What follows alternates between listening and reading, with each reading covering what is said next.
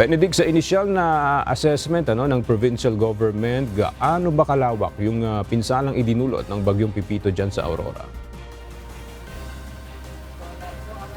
Magandang umaga, Agas. Tinanong natin yan sa PDRRMO pero sa ngayon ay kasalukuyan pa silang nagsasagawa ng mga pagpupulong kasama ang gobernador ng lalawigan kung saan tinatalakay nga nila yung damage assessment dito nga sa nagdaang bagyong Pepito.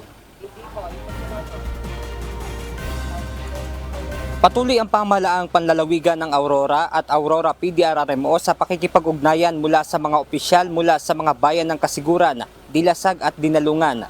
Isolated kasi ang mga naturang lugar matapos masira ng bagyong Pepito ang kalsada papasok sa mga naturang bayan.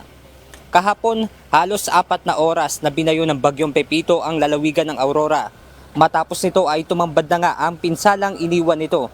Maraming mga punong kahoy, poste ng kuryente at maging mga bahay ang sinira ng pananalasa ng bagyo.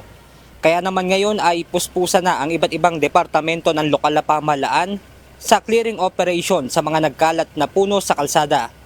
Ito muna sa ngayon ang prioridad na gawin at saka naman isusunod ang pagsasaayos sa linya ng kuryente.